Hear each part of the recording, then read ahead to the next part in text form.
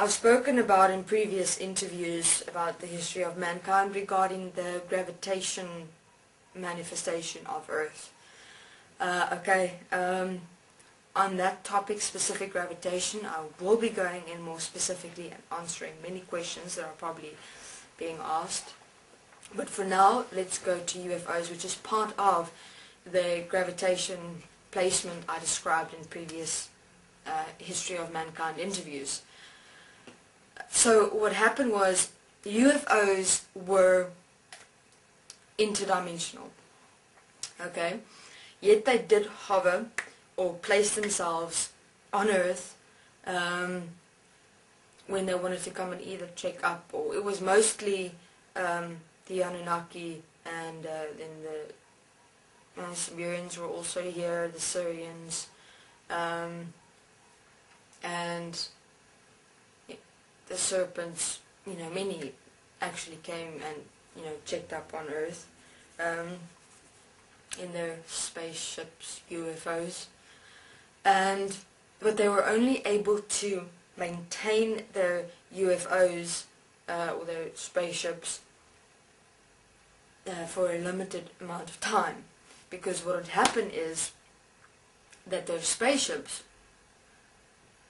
or the UFOs, or whatever you want to refer to it, would start manifesting because of the gravitational pull that exists within this world and existence. Why would that happen?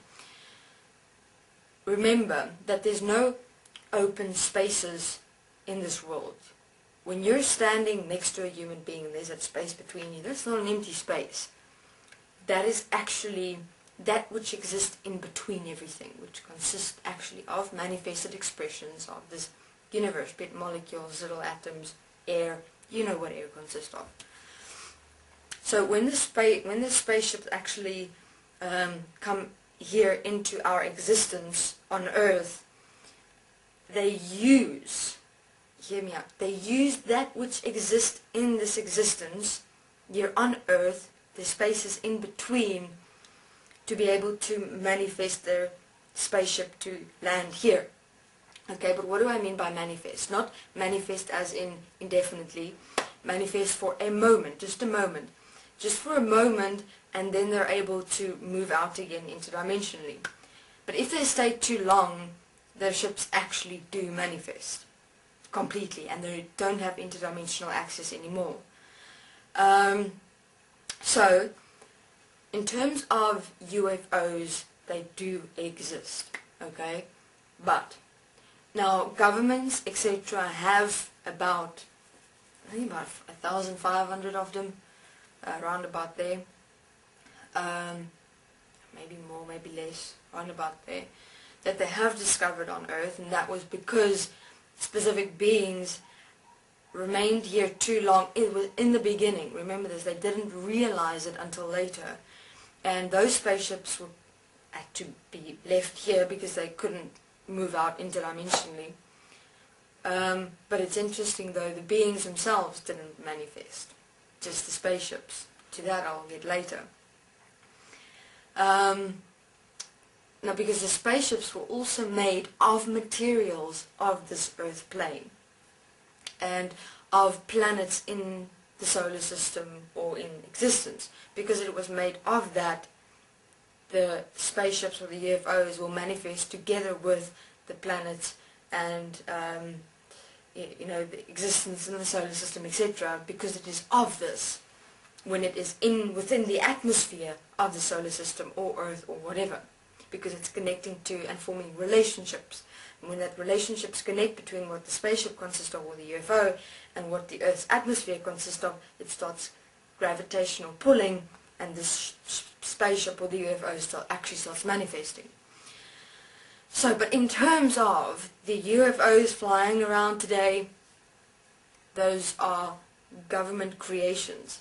And by the way, the governments and what technology consists of now, there was no way you could actually duplicate or copy specifically how these spaceships actually look like. The technology is just way too advanced for human mind conception.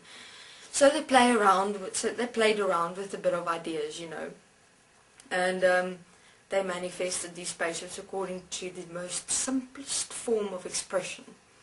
So human beings, hear me, spaceships you see today is not real visitors from outer space planets, because such outer space planets and beings referred to as aliens don't exist anymore. They were interdimensional.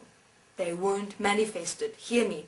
The only manifested beings in this existence is human beings.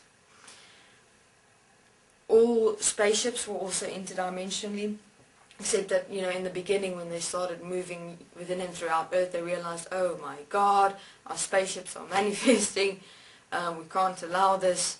Then they checked on the time frame. So basically they tested out, they actually had spaceships come, or UFOs, or whatever you want to refer to it as, and then they check out the relationship signature of how the spaceship connect with the atmospheric realm of Earth, and they'd see how much time they'd have. Usually they only have about 3 to 7 days, depending on how big the spaceship is, or the UFO is.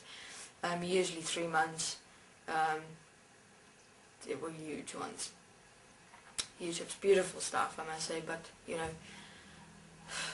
that's quite irrelevant, and you'll understand later in this process why spaceships are, because it's merely advanced technology reflecting the advanced technology of mind consciousness systems inside beings in existence.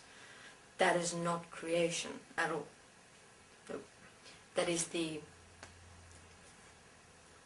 disgrace of creation, I'd say. But though fascinating, I'd say, it's intriguing, but it's dangerous from the perspective of human beings become so absorbed by UFOs and unexplained spaceships and things like that, and then focus completely somewhere out there about something, someone else who's more intelligent and more highly developed in intelligence and wisdom than you, human beings, when actually human beings' abilities are equal and one with all of existence.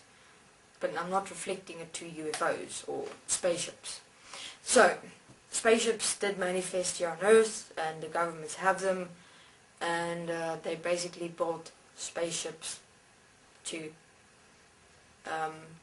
duplicate or copy as much as they could possibly that which they have found, and they're using it to basically fuck with people, to keep people busy, and focusing on unidentified flying objects instead of realizing what the fuck is going on in this world.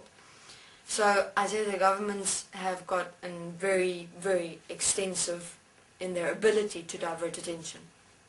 So maybe I should actually do an interview about attention diversion by governments, show you all those points, because they're masters in doing so.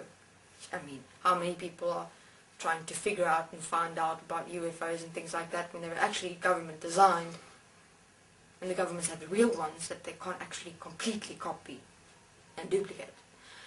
So, be careful that your attention doesn't be diverted about what's actually going on in this world. Thank you. This is Jack.